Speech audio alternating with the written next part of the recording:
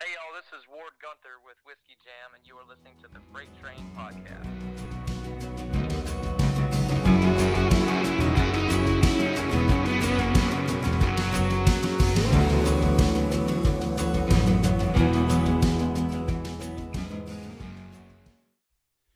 Hey, party people. This is Rob Kane, and you're back for episode number 7. And we're right here at the Freight Train Podcast World Headquarters in Chattanooga, Tennessee. And it couldn't be a prettier day. It is sunshiny outside. The weather is nice, not too hot, not too cold. Just an all-around good summer day. So thought I'd come in here and get these intros knocked out.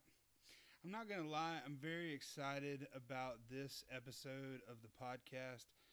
When I originally had the idea to do the podcast and interview these type of people associated with country music, I love talking to artists and hearing their stories. But these different kind of people like Ward Guenther is what I think makes Nashville tick. It's what gives life to the rest of the music business. I also want to remind everybody to please go follow me on Instagram and Facebook. Give me a like, if you will. And if you have any questions, concerns, suggestions, God knows I need suggestions, please email me at freighttrainpodcast@gmail.com. So without further ado, here is Ward Guenther of Whiskey Jam.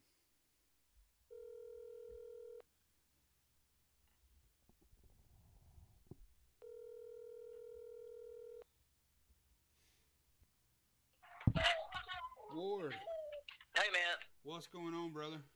Oh, nothing. I'm just getting the babies ready for bed. I hear you, man. Baby. Well, man, first of all, I want to say, man, I appreciate you doing this. I think that Whiskey Jam is one of Nashville's best kept secrets. I don't know how you guys feel. I don't live in Nashville full time. I know when I do get to go up there and I'm there on a Monday night, I always try to be there. I just think it's one of the coolest things. So kind of what I want to get into is just if you can kind of maybe walk me through the history real quick on kind of how Whiskey Jam got started and, you know, what was the purpose behind it and things like that. Gotcha, man. Well, when we started back in 2011, we were the the inaugural Whiskey Jam unofficially was a night in early January or somewhere around the Christmas break, and Frankie Ballard and I used to run around town, and Frankie and his guitar player Eddie Robinson and I wanted to get together and play music somewhere. So we called around a couple bars to see who would give us just basically a bar tab. Basically anybody that would find somebody that would give us a bar tab to play some music for a few hours. So they did, and we drank, and nobody came, but we had fun. And the next day I tweeted out, I said, hey, thanks to everybody who came out to the first annual Whiskey Jam with me and Frankie Ballard or whatever. Mm-hmm. And my buddy Josh Hogue saw it and immediately called me. He goes, dude, what is that? I said, what is what? And he's like, what is Whiskey Jam? I said, man, that's just something I said. I don't know. And he was like, we've got to do something with that name. So we took a few weeks and kind of wrote down. We initially intended for it to be a true jam night, like just buddies getting together and playing songs and stuff. So we wrote down a list of songwriters and artists that we knew, and then a list of musicians. Mm-hmm. And we're gonna just have everybody come out and collaborate and play on each other's songs and stuff. But man, the first week we had probably 300 people show up, just friends to hang out. We had done a real guerrilla marketing whole thing to kind of get people out that day. Just text message everybody we knew, get them to come out that night. And it was at first when we had Love and Theft, David Nail, Easton Corbin, Brett Eldridge, Jonathan Singleton, and several of the members of Lady Antebellum. Just a bunch of people that at the time are just friends and artists on the rise and stuff like that. And then through the years, it's funny, you look back, it's like you have to call around looking to see a place that would let Frankie Ballard play for a bar tab, you know. It's like that how the things have changed just over a few years' time. Yeah. So I mean, it immediately evolved from being an open jam to where we would schedule 3 or 4 friends and then leave room for a few people in case somebody showed up. But at this point, I mean, I'm booked out months in advance. Sometimes we'll hold room for certain people, but for the most part, it's just we book out as far as we can, keep it fresh, keep it kind of balanced, keeping people in the rotation, but also keeping an open door for new people. Because I mean, that's what we've really been based on, is just the success of the new talent that we have coming through the door through the years. That's something I didn't know, and as a person that doesn't live in Nashville and is not, really in the inner songwriting community and things like that, I tend to use your Facebook page as a source for new music. On Tuesday morning, one of the first things I do is look to see all the Jason Myers photos and everything, and see if there's somebody that I don't know, and then I immediately go to Spotify or iTunes or whatever and try to look up that artist or their webpage or anything like that. And so that's awesome, man. See, that's what we're making not making some changes. I'm trying to focus this year on getting more of that information out there. We're doing a redo of our website right now, because for the past 5 years it's just been a simple homepage for merchandise. Yeah. And we've got all this info as far as like past artists, and I want to just make sure that everybody is accessible. Like we've had these, I say all the time, we've had 1,500 different bands play. I want to make sure that these bands are remembered and archived. And if you want to go back and like, man, I was in town back in the summer of 2015. I remember there being an awesome band. I can't quite remember what week it was, but man, I would love to have I can't wait to get that info out there. Like where you click on July 2 years ago, 4 or 5, see which 6 or 7 bands were playing, and you get to click through and go to their website, check their Facebook out, see if they still exist. Yeah. Because that's what we've become known for, and what my new focus is. The thing I want to hang our hat on is being an outlet for early discovery, which is it'd be hard to find a more consistent source of just brand new music. You got 7 artists a week at least performing, so you got 7 new songs on our Revolver playlist every week. It evens out to well over 1 a day when you consider our events on the east side, and then some of our bigger events like the past 3 weeks, we've got like 42 new artists on our playlist. So just a really cool way to keep up with either discovering new artists or just reintroducing some that you might have forgotten about, or updating you on the progress of ones that we've had in the past. Because sometimes it'll be a few years since we hear from somebody, and it's cool to see the progress they've made. And sometimes, I mean, people don't do much. They'll play and have a following for a while, and then kind of move on. Do other stuff. I think it's really cool too how I've noticed people who have started to get a foothold within the Nashville scene or country music, if you will, and they come to town specifically on a Monday night just for Whiskey Jam, and hope that they can grab that 60 seconds or 90 seconds to jump up there and play in between somebody. Literally just to be seen for the first time. I know I've talked to a couple artists that Whiskey Jam was literally the first show they ever played. and that kind of, gave them the courage to start going out and booking shows and things of that nature. That's funny to me, because I try to keep it to where it's like I want people to be aware how, without sounding self-important, it is an important show in town in Nashville. I've had people that have put me off for years because they don't want to burn their Nashville show, or they don't want to mess up their Whiskey Jam debut. And sometimes it works in their favor, sometimes it's kind of weird. But then you got these guys, it's what you're talking about. They're like, first week in town, they come see me, they go, hey man, so how do I get up on that stage? It's like, did you see everybody that played here tonight? You know, like you've got songwriters from California, you got seasoned artists, you've got career songwriters from Nashville, just all these guys singing all kind of hits, and it's a pretty intimidating room and stage. But yeah, you still got these guys that are just so gung ho and um, just ready to take on the world, man. It's fun to see. I can remember several of my favorite artists just kind of guys popped up and said, "Hey, man, I'm new in town. Heard about you guys' show. Thought I'd stop by. If y'all got a chance tonight, maybe I'll sing a few." I was like, you look at these guys sometimes, and it's people like Dave Finley and Austin Jenks. Those two come to mind. Just kind of commanding presences, and I was like, I can just tell by the way these guys talk that they probably sing well, and lo and behold, they'll get up there and knock it out. Sometimes you get guys that just wandering off the street like, hey man, I want to sing a couple songs, and you let them do one, and they quickly realize what the room is, and that is not just your normal writer's night. It's like, ooh, you know. No, yeah, I totally agree, and I don't want to. I want to shout this guy out just because I was scrolling through some of your videos, and I think I want to see this guy in person so bad. But you put his video up. I think it's Joey Searcy. Is that Jordy, the guy's? Yeah. Jordy Searcy.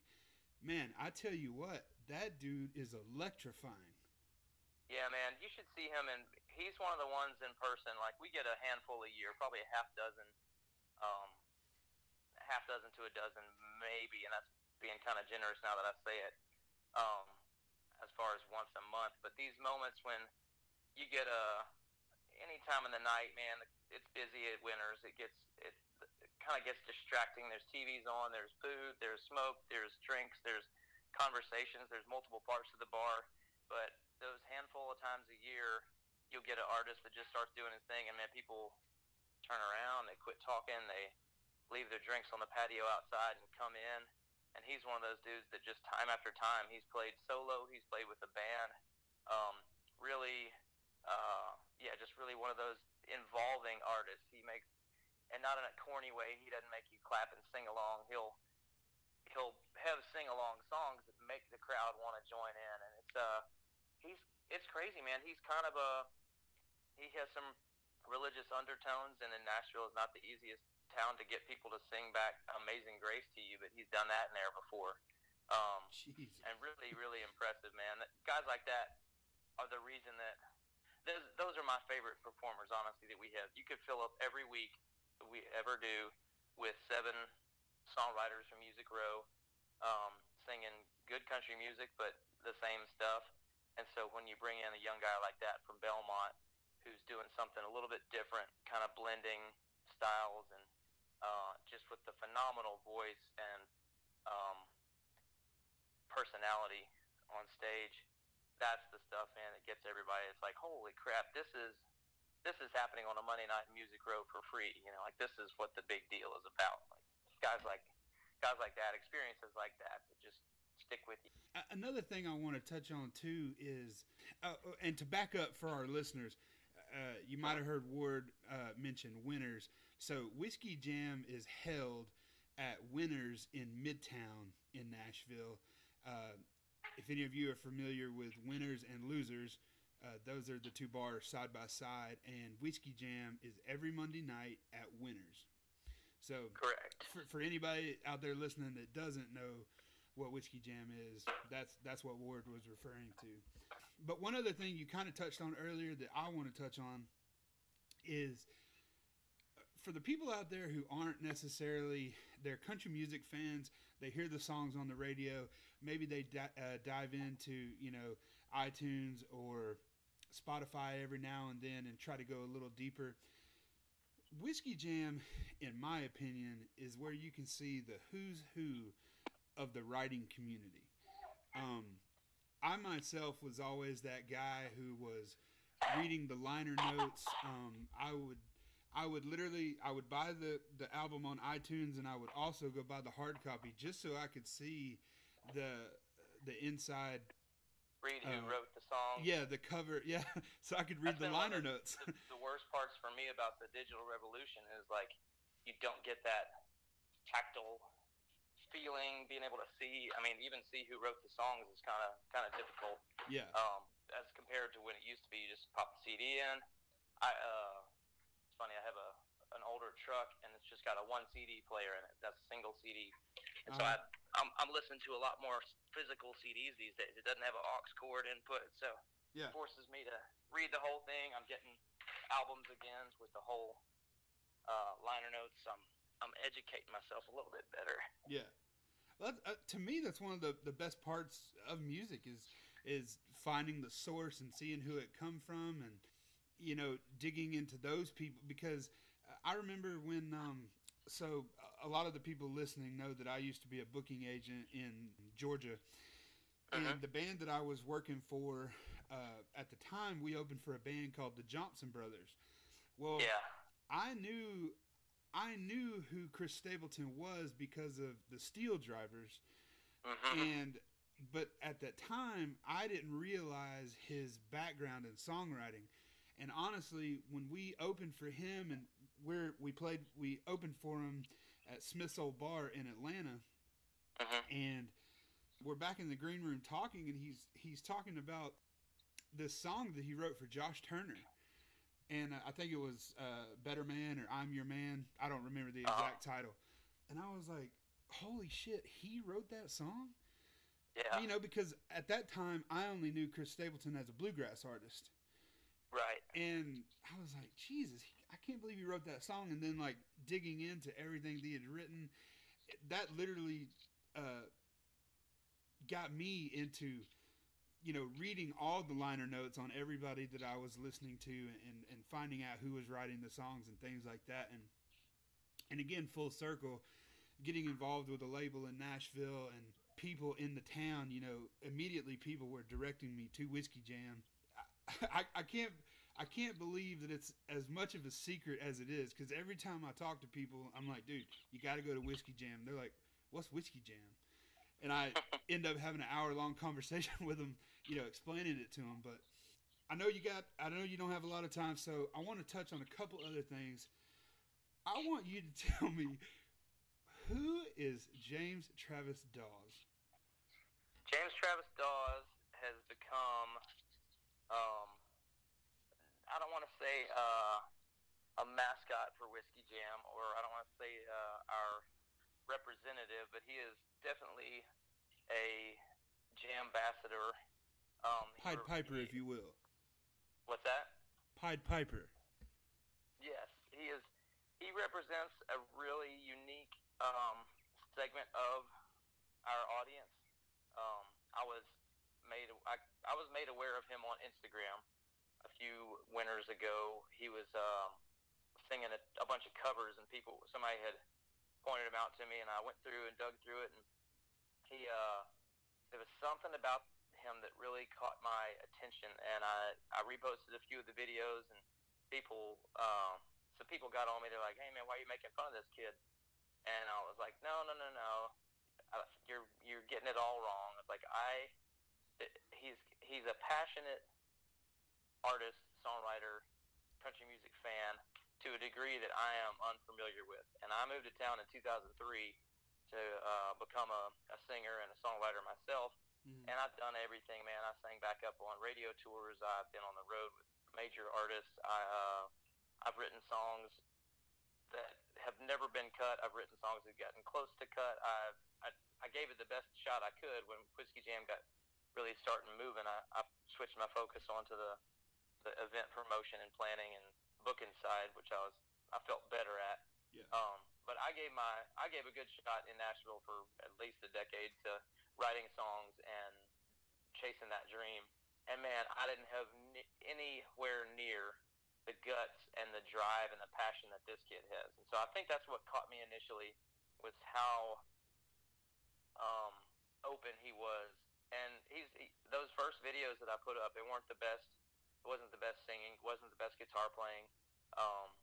But there was something about it. It was just this unabashed, like, I don't care what you think. I don't care what anybody thinks about me. I have to sing country music. I have to sing these songs and get it out to the world. If you like it, great. If not, move on your way. And he's voiced that voiced that sentiment a lot on his Instagram, on his social media since he's moved up here. But that's really what drew me in, and I think it was kind of undefined at first. People thought I don't know if they thought I was just putting pictures up for fun, for stuff to just pass the time, showcasing kind of a really country dude from Florida. He was working the carnivals, um, at traveling the country, working at the fairs and carnivals that travel around, and he caught our eye, and he was singing these tunes when he was in his trailer in his Jeep driving from carnival to carnival. Um, Man, over the couple of years, I got in touch with him. Knew I wanted to work with him in some capacity, whether it was kind of like a correspondent angle or getting his take on some things. But just through the turn of events and uh, the hand of fate, he came up here in January for our 6th anniversary show. I got him up here to play with. He got a bunch of awesome players that have gotten to know him and his music over social media, and they agreed to play with him at that show. Awesome musicians from Craig Campbell's band, from Luke Combs' band, um, and so they backed him up. He had a blast, man. He got to know the city, kind of a real basic knowledge of it those first few days, and he was hooked. And so he moved up in April, and he's been living here, man. And it's been really, really incredible to see. Every week, I pick him up on the way to Whiskey Jam, and we carpool to Guenthers, and I'll see him meeting fans, meeting girls, meeting his heroes, artists. I mean, it's wild to me because I have to answer this question and kind of explain what our relationship is from time to time. And I'll get text messages from artists, friends of mine that I haven't seen in years that keep up with us on Instagram and such like that. And they'll go, "Hey man, what's the deal with James?" And I'll explain it to them as best I can. And then, for instance, a few weeks ago, Cole Swindell came at Guenther's after the show was over, and I was like, "Dude, hey, you got to come here." I said, "James is here, and he's dying to meet you." He was like, "James is here?" He's like, "I got to meet the guy." So Cole and James had this mutual admiration moment where they both got to meet somebody that they were really a fan of, man. And James is such a big fan of Cole's. Cole is a fan of James and his spirit and everything he represents, because he's a he's a great example of just a hardcore country fan. That guy knows more songs than I could ever claim to. He knows the writers, he knows the artists, he knows the lifestyle, and he lives it, man. It's funny, you get used to Nashville, and there's the Nashville social scene, there's the Nashville way things work in the music business. There's a Nashville kind of just different sentiments that surround the music scene here, and it's easy to forget that we're not writing songs for us, and we're not writing songs for our friends in town. The majority of country music is songs written for people like James and all the other country music fans across the country, and even into the city at this point. We're writing songs, and all these writers are writing songs for an audience that we're not really aware of. So his personality, his demographic, his everything has moved to town and has become like a friend of ours, and I'm proud to have him associated with Whiskey Jam. He's a complete wild card. I'll wake up every day to a different text message. Last night he wrote a song with some really amazing hit songwriters, and they had just threw down a recording of it at their studio. I was like, "Dude, James, you're getting better co-writes than I ever did." And these guys love having him around. He brings a different inspiration than what they're used to. You know, you get seasoned songwriters get backed up, they forget about how lucky they are to write songs every day. And James walks in the room, it's like, holy moly, this is the coolest thing I've ever done. And it brings it refreshes their spirit, man. That's one thing we've learned with all the things we've done with James is everybody he works with and deals with will hit me up afterwards like, man, that was really refreshing. Is like a recharge. I don't know. I feel like I'm rambling on a lot about it, but it's all true and it's all really what he is. He's a he's a great dude. Hope y'all hear more about him and hear more from him coming these next few months and years. We've got lots of plans on getting his music out there and also letting people see more of his personality. Uh, he's a good dude, and I think he's got more passion and a deep caring for country music than a lot of folks out there. I think you're right. I obviously haven't met James, but if he's everything you say he is, with that work ethic and the passion, good things are going to happen to you regardless. And it seems like good things are already starting to happen. So I can't wait to see more from him in the future as well. It's been crazy to see. He's moved to town and got a job working his butt off, man, 50, 60 hours a week, but still makes time to go out and hear music and write and stay plugged in. And I'm excited to see what he's able to accomplish. I mean, just in the few months he's been here, he's made some great friends and made some good moves. I was still trying to find a job when I moved to town 3 months in. So he's got a bright future ahead in the city, and he's got a lot of people rooting for him, like you and me. Well, Ward, I really appreciate you coming on the show and talking to me about Whiskey Jam. Everybody, please go visit whiskeyjam.com. You can find him on Facebook at facebook.com/whiskeyjam. And he has, like he said earlier in the interview, they put up a Revolver playlist on Spotify. So I'm sure you can search Whiskey Jam Revolver. And he's on Instagram and I'm sure every other social platform as well. So please go check him out. Ward, again, thank you so much for talking to me today. Thank you for reaching out, Rob. I'm always happy to tell our side of the story and introduce more people to what we're doing. So I appreciate it.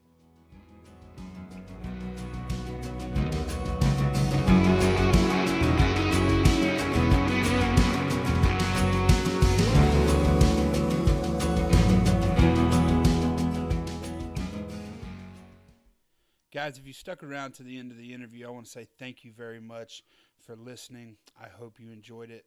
I'm really trying hard to bring very interesting people, up-and-coming artists, as well as established artists, to talk and get their view on country music. So if you have any suggestions on who you would like to hear, comments, or anything you want to say about what I'm doing on the podcast, please hit me up at freighttrainpodcast@gmail.com. And I'll do my best to get back to you as quick as possible. And yeah, man, I hope that everybody has a great week. And I'll see you every other Tuesday when the Freight Train podcast drops.